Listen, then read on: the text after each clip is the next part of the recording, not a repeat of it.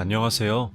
저는 얼마 전 기가 막힌 일을 겪고 새 인생을 살게 된 30대 후반의 여자입니다. 인생 선배님들의 말을 들으면 30대 후반은 아직 애기지 애기야. 뭘 해도 다 할 수 있는 나이니까 너무 좌절하지 말고 다시 시작하면 돼. 절대 늦은 거 아니야. 라고 말씀해 주시곤 하셨지만 그 일이 일어났던 그때 인생에서 제가 제일 불행하고 불쌍한 사람 같다는 생각이 들더라고요. 한동안 참 많이 힘들었습니다. 주변 사람들은 다 제게 괜찮다고 하는데 저 혼자 자꾸 구석으로 숨어 들어가고 회사도 출근하지 못하고 나이 먹어서 이게 뭐 하는 건가 싶은 자괴감에 한동안 집 밖에 나가는 것도 꺼려졌었죠. 이 사연을 듣는 분들은 정말 기가 막히시겠지만 제가 이렇게까지 구석으로 숨어 들어갔던 이유는 다름 아닌 파혼 때문이었습니다. 그것도 너무 쪽팔린 이유로요. 전 제가 살면서 파혼이라는 걸 하게 될 거라고는 상상조차 안 해봤습니다. 아니, 제 인생에선 절대 일어나서는 안 되는, 절대 일어날 수도 없는 일이라고 생각했죠. 저는 제 눈을 믿었고, 제 자신을 믿었고, 제 스스로가 꽤 괜찮은 사람이라고 믿고 살았으니까요. 하지만 뭐 인생이 제 맘대로 되나요? 제가 사람을 골라서 사귈 수는 있지만, 저의 유일한 단점인 제게 다가오는 사람을 막지 못하는 것이 참 이렇게 바보처럼 느껴질 때가 있다니. 사실 이렇게 글로 적고 나면 좀 마음이 나아질까 싶어서 사연으로 적어 보내지만 이 사연을 적고 나면 저도 좀 정신을 차리고 다시 새로운 사랑을 시작할 수 있을까 싶은 마음에 용기를 내봅니다. 어릴 때부터 저는 나름 넉넉한 집안에서 자랐습니다. 하고 싶은 공부도 하고 예쁜 옷도 사입고 원하는 건 다 갖고 사는 그런 아이였죠. 제가 외동딸이기도 하고 부모님의 사랑을 독차지하고 자란 터라 부족함 없이 자란 건 사실입니다만 제 유일한 단점은 낯을 많이 가린다는 것이었습니다. 어릴 때부터 친구들과 잘 어울리지 못했고 학창시절에도 친구 없이 왕따처럼 지내곤 했습니다. 친구들이 먼저 다가왔지만 그땐 왜 그리도 그게 싫었는지 사춘기가 좀 일찍 온 편이라 친구들의 호의가 달갑지 않게 느껴졌고 제게 다가오는 사람일수록 오히려 더 배척하게 되더군요. 그래서 학교에는 저에 대한 소문이 좋지 않았습니다. 처음에는 선생님들께서도 희정이는 낯을 많이 가리는 편이니까 좀 활발한 친구들이랑 지내면 성격 변화에 훨씬 도움이 많이 될 거야. 라면서 그 친구의 양해를 구해 저와 친하게 지내도록 했지만 억지로 그렇게 하니 오히려 거부감이 들더라고요. 게다가 나중에는 저희 부모님이 담임한테 촌지를 줘서 억지로 친구를 만들어주게끔 했다는 소문이 돌아서 오히려 학교 가는 게 너무 곤욕이었죠. 그렇게 저는 학창시절 12년 내내 거의 친구 없이 혼자 지냈습니다. 그러니 제 인생의 초중고등학교 동창회란 단 한 번도 가본 적도 연락도 해본 적도 없었고 하필 또 원하는 대학에서 떨어져 재수까지 하게 됐습니다. 그런데 재수가 제 인생의 전환점처럼 정말 많은 걸 바꿔놨습니다. 저는 그때 처음으로 연애라는 것도 해보고 알바라는 것도 처음 해봤습니다. 제가 처음 알바를 시작한 곳은 동네 호프집이었습니다. 그곳에서 맥주를 나르고 마른 안주를 나르고 설거지를 하면서 처음 일을 시작했는데 정말 말 그대로 동네에서 운영하는 작은 호프집이라 그런지 대부분이 단골 손님이었죠. 알바를 시작하겠다고 선전포고를 한 제게 엄마는 알바는 무슨 알바야. 됐어. 그냥 공부나 해. 너 돈 없어서 그래? 엄마가 줄 테니까 알바할 생각 하지도 마. 라고 말을 하셨습니다. 사실 저희 집이 사업을 했는데 엄마가 사업손이 크다 보니 그 당시엔 엄마가 돈을 잘 벌기도 했고 아빠도 회사를 다니다가 회사를 때려치고 엄마 사업에 붙을 정도로 꽤 일이 잘 됐었거든요. 하지만 남들 다 하고 사는 건 저도 꼭 해보고 싶었던 터라 엄마, 내가 돈이 없어서 그러는 게 아니라 그래도 남들 해보는 건 다 해보고 살아야 될 거 아니야. 그래서 나는 알바도 해볼 거고 대학도 가볼 거고 연애도 할 거고 결혼도 하고 애도 낳을 거야. 학창시절을 그렇게 조용하게 잘 보냈으면 커서는 내 맘대로 하고 싶은 대로 좀 해도 되는 거 아니야? 라면서 처음으로 반항이라는 것도 했네요. 결국 저의 고집에 두 손 두 발 든 엄마는 모의고사 성적이 떨어지지 않는 조건으로 허락을 해주셨죠. 그렇게 처음으로 알바를 하면서 알게 된 사실은 생각보다 알바를 하는 친구들이 참 많다는 것이었습니다. 솔직히 학교 다닐 때는 빈부격차의 차이를 그리 크게 느끼지 못하잖아요. 매일 똑같은 교복 입고 급식도 같이 먹으니 비슷비슷하게 느껴졌었는데 호프집 알바를 하다 보니 생계를 위해서 학비를 위해서 열심히 사는 또래들이 많더라고요. 그러니 저는 제가 되게 특별한 사람인 줄 알았습니다. 요즘 말로 하면 서민 체험이라고들 하죠. 남들 하는 건 다 해보고 살고 싶은 부자들을 일컫는 말인데 제가 그땐 딱 그랬던 것 같습니다.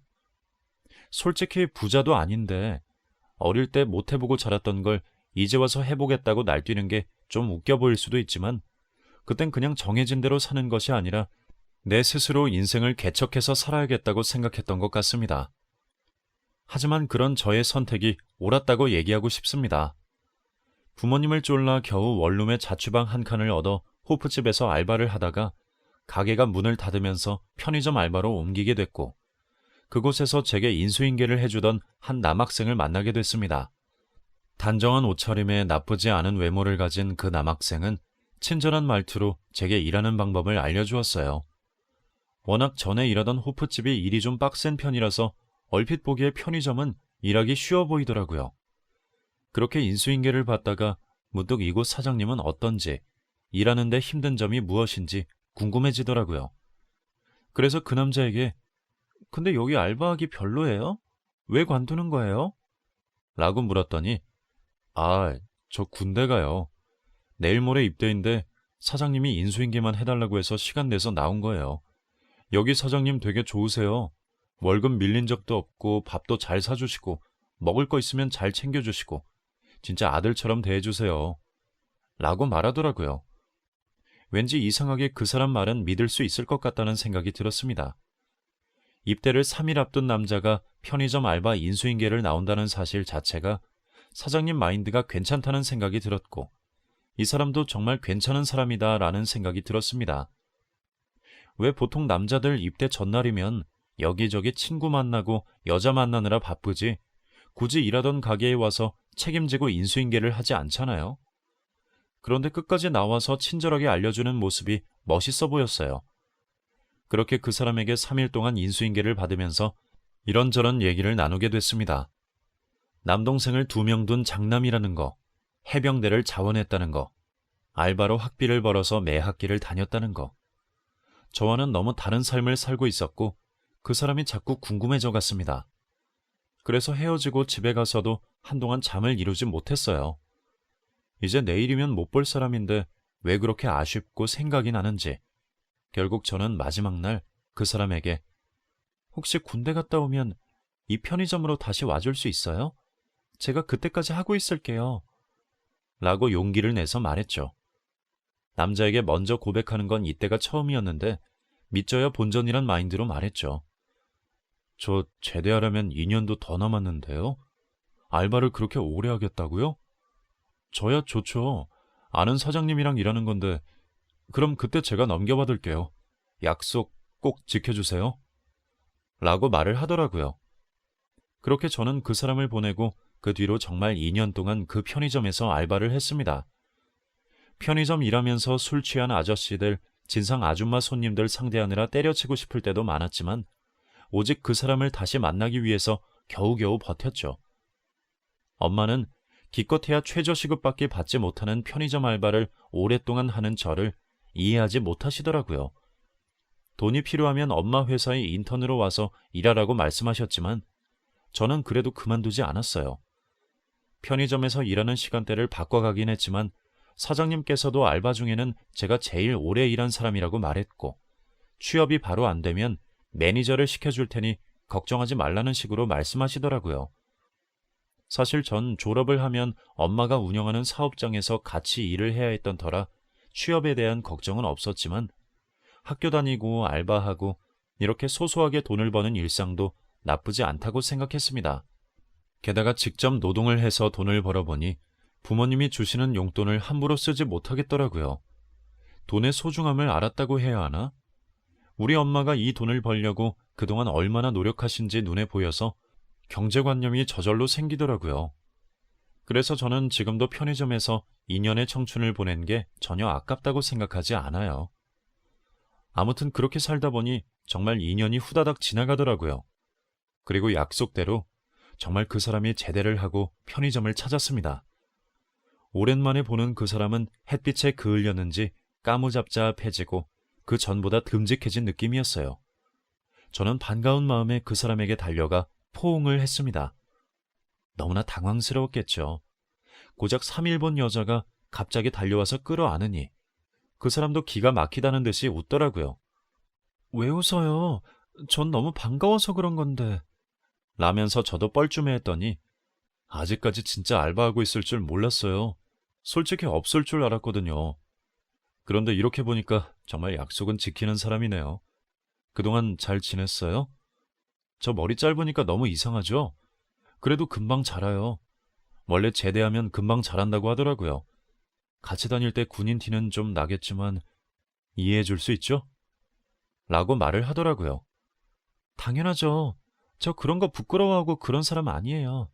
오늘 저녁에 뭐해요? 저랑 같이 저녁 먹어요. 2년이나 기다렸는데 밥 한 끼 정도는 사줄 수 있잖아요. 라며 적극적으로 대쉬했고 그 사람도 거절하지 않았습니다. 그렇게 그날 그 사람과 저녁을 먹으며 술을 한 잔 마셨고 2년 동안 어떻게 지냈는지 서로 대화를 나눴습니다. 솔직히 그 사람을 2년 동안 기다린 건 맞지만 연애를 안 했던 건 아니었어요.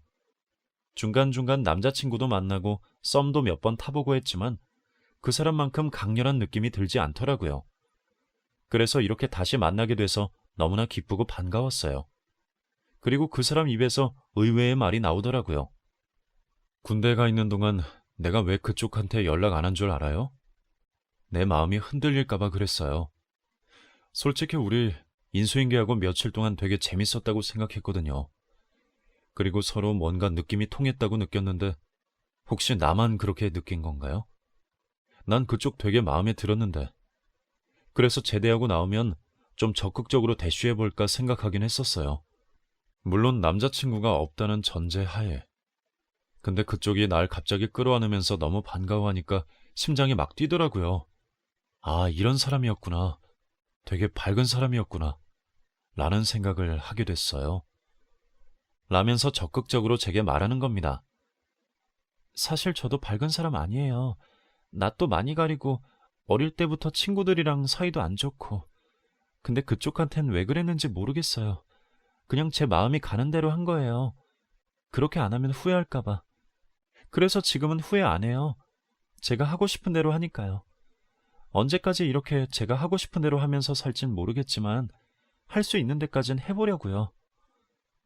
라면서 저의 우울했던 학창시절과 부모님 밑에서 약간의 강압을 받고 자란 저의 얘기를 처음으로 그 사람 앞에 꺼냈습니다.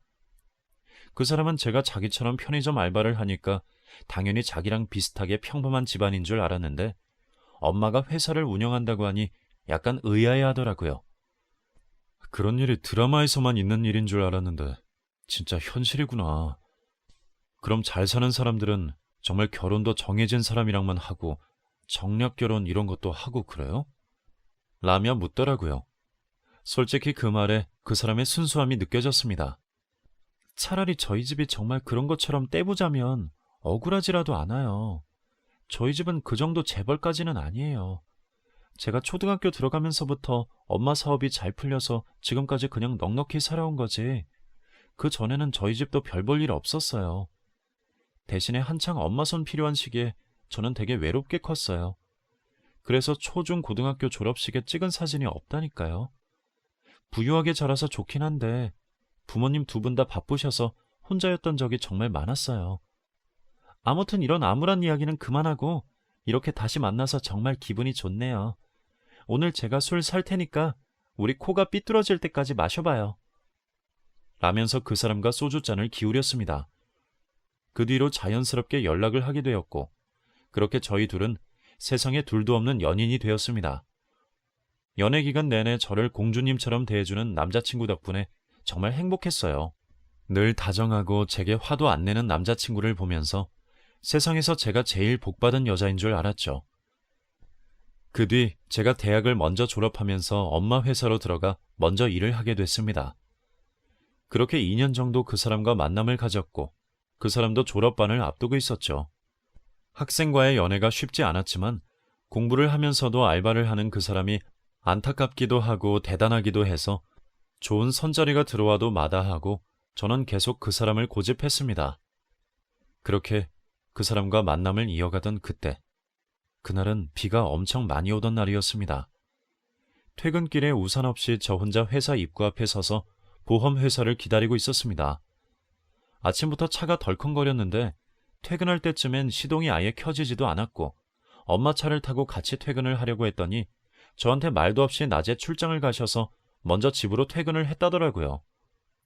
콜택시는 불러도 오질 않지. 결국 보험회사 직원이 와서 차를 고쳐줄 때까지 기다리는 방법 말고는 할 게 없었습니다. 그런데 그때 저 멀리서 우산을 쓰고 걸어오는 한 남자가 보였습니다. 신발이 다 젖은 채로 제게 다가오는데 그 사람은 다름 아닌 제 남자친구였습니다. 어머, 네가 여기 어떻게 왔어? 비가 이렇게 많이 오는데 이게 무슨 일이야?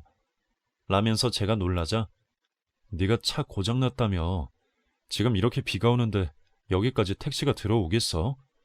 나도 이 앞까지 택시 탔는데 아저씨가 나올 때 빈 차라고 안 들어간다는 걸 10,000원짜리 하나 더 쥐어드리고 겨우 이 앞까지 온 거야. 내가 너네 회사 근처에 있었으니 망정이지. 너 나 아니었으면 밤새도록 여기서 비 맞고 기다려야 되는 거 알지? 라면서 생색을 내는데 울컥하고 눈물이 쏟아지더라고요. 사실 번개도 치고 날은 점점 어두워져 가는데 근처에 사람은 없고 어떻게 해야 할지 정말 막막했거든요. 그런데 이 사람이 백마탄 왕자님처럼 나타나주니 이보다 더 좋은 게 있을까 싶은 생각이 들었습니다. 그때 저는 결심했습니다. 이 사람과 꼭 결혼을 해야겠다고 생각했죠. 저는 처음으로 이 사람을 회사로 데리고 들어가서 제 자리도 구경시켜주고 근무하는 직원들도 소개해드렸습니다. 사실 그동안 남자친구에게 엄마의 회사에 대해 잘 이야기하지 않았어요. 가뜩이나 남자친구 집안이 저보다 기우는 것 같은데 괜히 알려주면 부담을 느낄까봐 일부러 회사 규모를 줄여서 말하거나 은근슬쩍 대화를 피했죠. 남자친구는 신기한 눈으로 여기저기 둘러보더니 와, 회사가 이렇게 크다고? 나는 그냥 작은 영세업체인 줄 알았는데 어머니가 대단하시다. 여기 대표이사라는 거지? 아버지가 기죽을 만한데? 라면서 부럽다는 말을 입에 닳도록 하더라고요. 그럼 뭐해. 그냥 나도 아직 직원이고 별 다를 거 없어. 우리 엄마지만 회사에서는 그냥 무서운 직장 상사이자 사장님이셔. 오늘도 엄마한테 얼마나 혼났는지 몰라. 그리고 규모가 이래도 다 똑같은 회사야.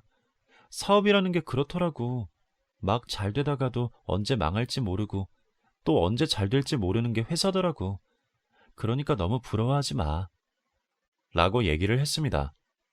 그렇게 2주쯤 지났을까 남자친구랑 데이트를 하는데 그 사람이 제게 아니 내가 어제 밥을 먹는데 엄마가 널 좀 만나고 싶다 하더라고. 라면서 갑작스럽게 얘기를 꺼내는 겁니다. 저는 밥을 먹다 목구멍에 밥이 걸려 한참을 고생했고 남자친구를 쳐다보며 무슨 소리야? 자기네 어머님이 날 만나고 싶다고? 이렇게 갑자기? 라면서 되물었더니 그게 그렇게 놀랄 일인가? 우리 연애한 지 좀 됐고 결혼 얘기 나오는 건 당연한 거 아니야? 라면서 오히려 저를 이상한 사람 취급하더라고요. 솔직히 그 사람과의 결혼은 할 거라고 생각했지만 프로포즈도 없이 이렇게 은근슬쩍 말하는 게 기분이 상했어요. 아니, 결혼하자는 말도 없이 다짜고짜 자기네 엄마부터 보러 가자는 사람이 어딨어요. 이때 헤어졌어야 했는데 연애 때 잘해준 모습이 워낙 기억에 많이 남아있어 그 사람이 하자는 대로 했죠. 그렇게 저희 둘은 결혼 준비를 시작했고 남자친구는 아직 취업도 안 했지만 무슨 자신감인지 결혼하면 더 안정적인 삶을 사니까 취업도 더 잘 될 거야. 나 우선 알바인 와서 돈 모아놓은 건 많으니까 결혼 자금은 걱정하지 마. 어차피 집은 우리 엄마가 해준다고 하니까. 그리고 너도 안심해도 되는 게 우리 부모님 둘 다 일해. 노후 걱정은 하지 말라는 거지. 너희 집이 여유로운 거 아는데 그렇다고 해서 우리 가족이 기댈 생각은 전혀 없으니까 괜히 부담 갖지 말라고. 그래도 우리 엄마 아빠 그 정도 양심은 있는 사람이야. 라고 얘기를 하더라고요. 사실 전 그런 걱정은 해본 적도 없는데 아마도 본인이 저희 회사에 다녀간 뒤로 돈 때문에 결혼을 서두르는 것처럼 보이기 싫어서 저한테 밑밥을 까는 느낌이었습니다. 사실 저도 남자친구와의 결혼 생각이 아예 없던 건 아니었던 터라 그냥 한번 눈 감아주기로 했고, 남자친구와 예비 시어머니의 요청대로 같이 만나서 밥이나 가볍게 먹자는 생각으로 남자친구 집을 찾았죠. 그런데 제가 집에 도착하자마자 남자친구 어머니께서 나오시더니 역시 부자는 옷 때깔부터가 다르네. 어머 어머, 이거 엄청 비싼 명품 브랜드 아니야? 세상에 피부 좀 봐. 고생 안 한 티가 확 난다. 아유, 나도 젊을 때는 저렇게 예뻤는데 어쩜 이렇게 늙어버렸나 모르겠어. 구두도 너무 이쁜 걸 신었네. 라면서 제가 입은 옷이나 신발, 가방에 관심을 보이시더라고요. 아버님은 뒤에서 헛기침만 하고 계시고 민망해서 어쩔 줄 몰라 하는 모습이었습니다. 남자친구는 엄마 그만해. 왜 이래 없어 보이게. 들어와. 사람 사는 게 다 그렇지? 너네 집만큼은 좋은 집은 아니지만 우리 그냥 이렇게 살아. 라면서 저를 집 안으로 들이더라고요. 솔직히 그냥 평범한 가족 같았습니다. 거실 액자엔 가족 사진이 걸려있고 구형 TV에 오래된 러닝머신 운동기계, 방음이 잘 안 되는 옆집까지. 저는 빌라에 살아보지 않아서 잘 모르겠지만 그냥 평범하게 사는 집 같다는 생각이 들었죠. 근데 그동안 남자친구한테 가정 환경 대충 들어서 어느 정도 예상을 하기도 했고, 또 제가 남자 조건이나 배경 보는 성격이 아니라 이건 그렇게 거슬리지 않았어요. 그렇게 제가 자리에 앉자마자 예비 시어머니께선 내가 우리 아들한테 듣고 빨리 좀 보자고 했어. 갑작스러웠지? 미안. 아니 너무 궁금하잖아. 어머니가 사업을 하시는데 그 화장품 관련 사업 그거라며? 요즘 내가 엄청 쓰고 있거든. 세상에, 그 회사 대표이사인 거야? 라고 물으시더라고요. 아, 네. 요즘 중장년층 쪽에 인기가 좀 많다고 들었어요. 어머니도 쓰시는구나. 라고 대답했더니 그래, 나도 그거 써. 내가 이거 홈쇼핑에서 샀는데 너무 좋더라고. 주변에서도 좋다고 난리야. 나중에 혹시라도 우리가 사돈이 되면, 아니 혹시가 아니지, 사돈이 돼야지. 그럼 우리 화장품 같은 것도 공짜로 받을 수 있나? 라면서 그제야 속을 내비추더라고요. 저는 그냥 웃었고 남자친구는 당연하지 엄마. 뭐 그런 걸. 그래도 사위인데 설마 돈 받으시겠어? 참 엄마도 웃기네. 별걸 다 물어봐.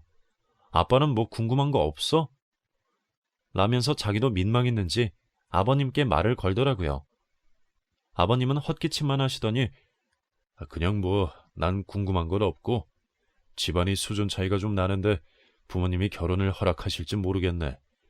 이 사람이야 식당에서 일을 하지만 지금은 내가 실직 상태라 돈벌이도 시원치 않은데 참 결혼을 한다니 기쁘긴 하지만 그래도 걱정이 앞서는 건 사실이야. 라고 말씀하시더라고요. 솔직히 전 그게 더 마음에 들었습니다. 대놓고 이것저것 바라는 예비 시어머니보다 아버님이 더 정감 가더라고요. 아버님은 어머님과 다르게 굉장히 순박하고 소박한 성품이신 것 같더라고요. 저는 웃으면서 괜찮습니다. 걱정하시는 것처럼 저희 집이 무슨 재벌도 아니고 집안 차이 같은 건 별로 신경 안 쓰실 거예요. 저희도 그냥 평범한 집이에요. 엄마가 사업손이 크셔서 그렇지 속을 들여다보면 다 똑같습니다. 라고 겸손하게 대답했죠. 그렇게 어머님은 식사 내내 호들갑을 떠셨고 아버님은 말없이 식사만 하셨습니다. 그리고 밥을 먹고 집 밖을 나오는데 두 분이 나오시더라고요. 그런데 아버님이 그때 저를 따로 부르시더니 너무 저 사람이 하는 말 마음에 담아두지 마. 그냥 속 없어서 저런 소리 하는 거니까. 우리가 없이 살아서 그렇지 나쁜 짓 하고 산 사람들은 아니야. 사돈께서 결혼을 허락하실지 모르겠지만 집안 같은 걸 안 본다고 하면 내가 어떻게든 그 사이 일은 구해볼 테니까 그건 너무 염려하지 말고 결혼은 두 사람의 일이니까 잘 얘기해봐. 오늘 와줘서 너무 고마워. 힘든 일 있거나 뭐 우리 아들이 속썩이거나 하면 나한테 전화하고. 라면서 쪽지에 휴대폰 번호를 적어서 주시더라고요. 마음이 참 따뜻하신 분 같았습니다. 솔직히 어머님이 좀 직설적이고 철없어 보여서 그렇지 나쁜 사람 같진 않았고 아버님은 참 진중하시고 좋은 분 같았습니다. 그 뒤로 저희 두 사람은 본격적으로 결혼 준비를 시작했습니다. 역시나 제 예상대로 엄마는 제가 데려온 남자친구를 썩 마음에 들어하진 않으셨어요. 하지만 자식 이기는 부모 없다는 말처럼 결국 이번에도 허락해 주셨어요. 제가 20대 초반에 편의점에서 2년을 기다린 남자라고 말을 하니 저를 말릴 수 없다는 것을 느끼셨는지 남자친구를 인정해 주시더라고요. 제가 그렇게나 좋아해서 선택한 남자니 저를 한번 믿어보겠다면서 지켜보겠다고 하셨고, 대신 남자가 허튼 짓 하면 언제든 이혼하라고 적극적으로 도와주시겠다고 말씀을 하셨죠. 그렇게 저희 가족과 남자친구도 함께 식사 자리를 가졌고, 결혼식 3개월 전 상견례를 진행하기로 했습니다. 그리고 남자친구하고 상의한 끝에 예물, 예단 같은 건 생략하기로 했어요. 저는 오히려 하고 싶었지만 가정 형편이 힘든 남자친구 쪽에서 괜히 부담을 느낄 것 같아서 고민 끝에 서로 생략하자고 말씀드렸지만, 저희 집 쪽에선 그래도 딸 시집 보내는데 빈손으로 가긴 좀 그렇다고 떡이랑 부모님께 드릴 작은 선물 같은 거라도 해가라고 말씀을 하시더라고요. 그리고 신혼집은 남자친구가 모은 돈으로는 턱없이 부족해서 남자친구 돈 40%에 저희 엄마 도움 60%를 받아 저희 집 근처에 신혼집을 구하기로 했죠. 당연히 혼수도 제가 다 채워서 하는 결혼이었습니다.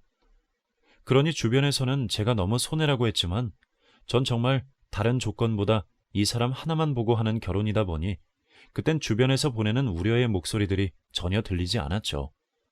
거기다가 결혼 준비를 하는 1년 동안 본사 근무가 아닌 가맹점 관리를 하느라고 회사에는 출근을 하지 않아서 그런지 주변 유부녀들이 말리는 소리들을 전혀 귀 기울여 듣지 않은 것도 있었습니다. 그리고 저희 결혼이 3개월쯤 남았을 무렵 형식적인 상견례가 진행됐습니다. 저희 엄마는 문을 열고 들어가자마자 공손하게 "안녕하세요. 처음 뵙겠습니다." 라며 인사를 했고, 상견례 자리는 처음인지라 서로가 어색했지만 예비 시어머니께서 정막을 깨시더라고요. "저 그냥 편하게 사돈이라고 하겠습니다.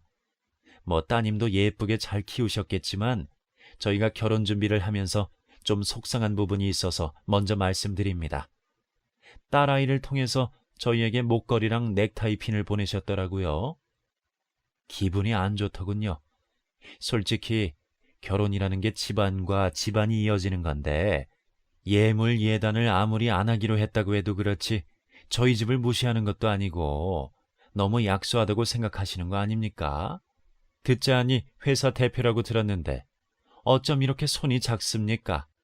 사돈네가 원래 쪼잔한 스타일인지 아니면 저희를 무시하는 건지 조금 기분이 언짢네요. 라고 말씀하시는 겁니다.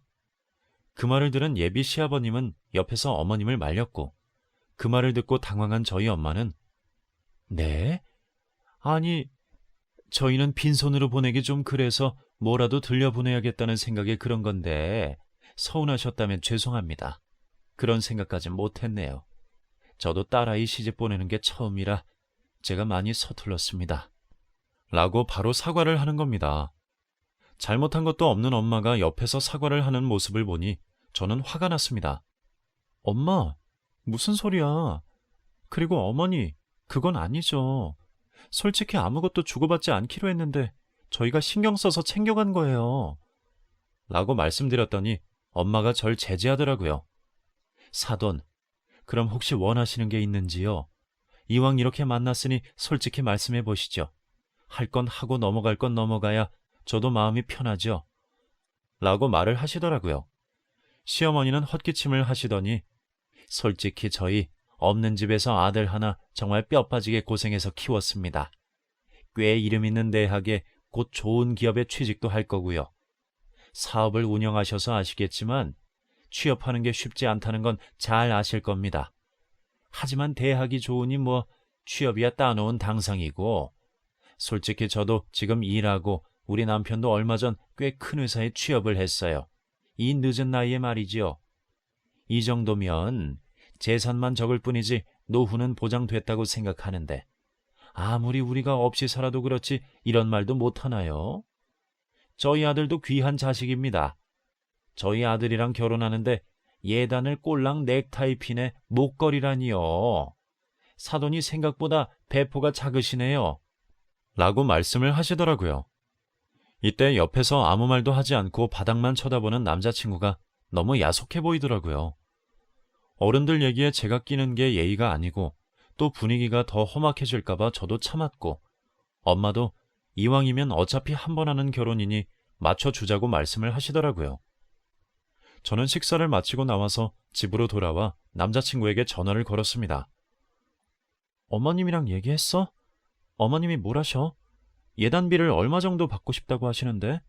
라고 물었더니 엄마가 생각보다 좀 욕심이 있으시네. 그런 줄 몰랐는데 그냥 앞으로 평생 이런 걸로 말 나오는 일 없게 할 테니까 1억 정도는 받아야겠다고 하시는데 솔직히 너네 집에서 1억이면 큰 돈도 아니고 내가 좀 보탤 테니까 그냥 우리 엄마 잠잠하게 해드리는 게 우선인 것 같은데 넌 어떻게 생각해? 라고 말하더라고요. 기가 막혔습니다. 뭐? 1억? 지금 장난해? 1억이 무슨 개 이름이야? 아니 그리고 무작정 예단을 바라시는 게 어딨어. 어머님 나한테 뭐 예물이라도 해주실 거래? 뭘 해주시려고 그렇게 크게 부르시는 건데? 아니 막말로 오는 게 있어야지 가는 게 있지. 라고 말을 했더니 아무 말도 못 하더라고요. 엄마한테 이 사실을 말하고 싶진 않았는데 그날 밤 엄마가 제 통화를 들으셨는지 사돈이 1억을 예단으로 달라고 하니? 아유 왜 그러신데? 아들 가지고 돈놀이 하시는 것도 아니고 솔직히 1억 뭐 달라면 줄 수야 있는데 이건 아니지. 이런 식으로 요구하는 건 난 아니라고 본다. 못 준다고 얘기해. 사람이 수준 떨어지게 진짜 왜 그러는 거야? 라면서 엄마도 화를 내시더라고요. 솔직히 그때 남자친구와 결혼에 대한 생각이 팍 식었던 것도 사실입니다. 하지만 다음날 남자친구는 저희 집까지 찾아와서 저와 엄마에게 죄송하다고 사과까지 하고 눈앞에 애교를 떨어대니 엄마도 어쩔 줄 몰라 하다가 내가 너 봐서 진짜 참는 거야. 하여간 결혼해서 우리 딸 눈에 눈물 나게만 해봐. 나 절대 못 참아. 라면서 한 소리를 하셨습니다. 그래도 남자친구의 애교 덕에 저희 식구 모두가 살살 녹았고 저도 오랜만에 아침 일찍 엄마 차를 타고 회사로 같이 출근을 했죠. 가면서도 엄마는 내가 어젯밤 꿈자리가 어찌나 뒤숭숭한지 사돈이 한 얘기가 머릿속에서 떠나지를 않아. 진짜 이렇게까지 결혼하는 게 맞나 싶어. 라면서 제게 얘기를 하시더라고요. 하지만 엄마의 얘기가 틀린 게 없다는 걸 그때 알게 됐습니다. 회사 앞에 무슨 일이 일어난 건지 사람들이 모여있고 구경이라도 난 듯 웅성웅성 대더라고요. 저는 그 모습을 보며 뭐야 무슨 일 있어? 왜 이렇게 다 나와 있어? 엄마 차 좀 세워봐. 라고 말한 뒤 차에서 내렸고 사람들이 모여있는 쪽으로 걸어간 그때 그 자리에서 기함을 하고 말았습니다. 어머니 여기서 뭐 하시는 거예요? 왜 여기서 이러고 계세요? 라고 물었는데 아무 말도 하지 않고선 피켓을 들고 마스크를 하고 서 계시더라고요. 그 피켓에는 돈 많은 부자가 서민 무시한다. 서러워서 살겠나. 라고 적혀 있더라고요. 어머님은 절 보자마자 내가 이렇게라도 해야 속이 시원할 것 같아서 찾아왔다.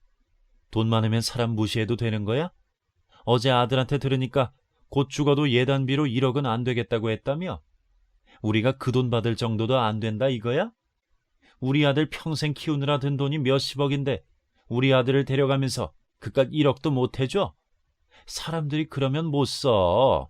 내가 얘기 들어보니까 다른 집들은 예단으로 몇 억도 해준다는데 내가 많이 봐줘서 1억이라고 했는데 곧 죽어도 안 되겠다는 거잖아. 그럼 나도 못 참지. 나도 줄 때까지 여기서 못 떠나. 그러니까 그렇게 알아. 라면서 소리를 지르시더라고요. 정말 너무나도 황당해서 할 말이 없었습니다. 제가 어머님을 일으키며 어머니, 여기 저희 사업장이고 제 직장이에요. 여기서 이러지 마시고 제발 들어가서 얘기하세요. 아니 저희가 모실게요. 여기 앞 카페로 가요. 일어나세요. 라면서 어머니 팔을 잡았더니 어머님이 절 확 밀치시면서 이거 못 놔? 왜 이래 진짜? 라면서 소리를 지르시는 겁니다. 어쩌다 보니 저희 둘의 몸싸움이 됐고 입구에 있던 청원경찰들과 경비 아저씨들까지 전부 저희 둘을 말리기 시작했습니다. 그런데 그때였습니다. 멀리서 경비 아저씨 한 분이 다가오시더니 지금 이게 뭐 하는 짓이야? 라면서 소리를 지르시더라고요. 그 고함 소리에 깜짝 놀란 저와 예비 시어머니의 시선은 그쪽으로 쏠렸고 시어머니는 경비 아저씨를 보자마자 눈이 휘둥그레 커졌습니다. 여보, 당신이 왜 여기 있어? 아니, 당신이 왜... 라면서 어쩔 줄을 몰라 하더라고요. 경비 모자를 쓴 사람은 다름 아닌 예비 시아버지였고 저도 아버님을 보고 너무 놀라서 아버님이 왜 여기 계세요? 라고 물었더니 그게 지금 중요하냐? 당신 일어나. 당장 일어나. 이게 무슨 개망신이야 진짜. 사람이 정도라는 게 있어. 아주 예의에 밥을 말아먹었어. 개념이라는 게 없어, 개념이라는 게. 라면서 소리를 지르시더라고요.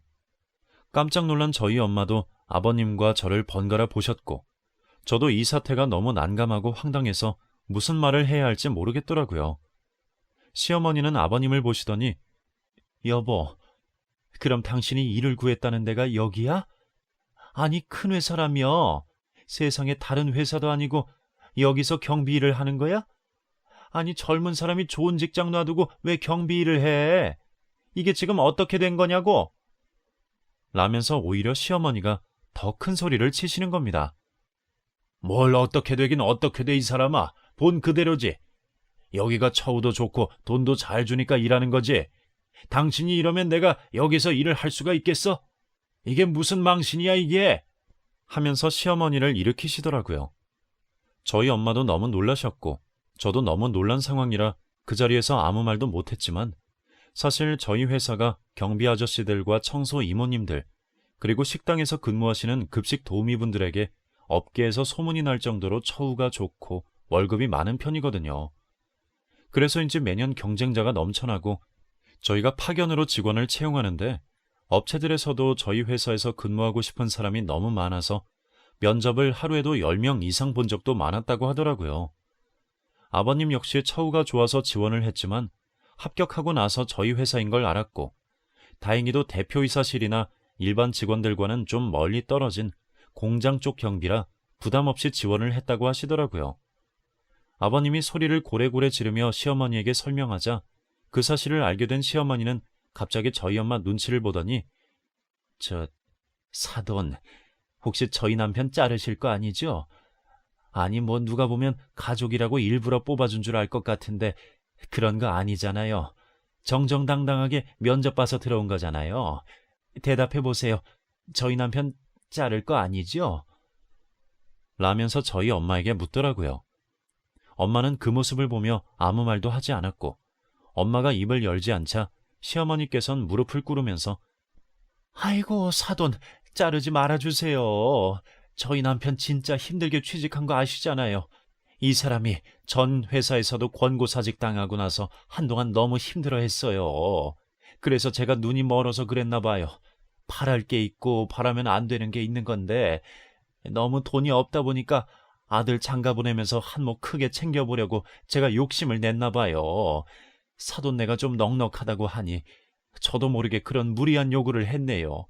제가 잘못했어요. 저희 남편 자를 거 아니죠? 계속 일하게 해주실 거죠? 사돈, 아니 사장님, 도와주세요.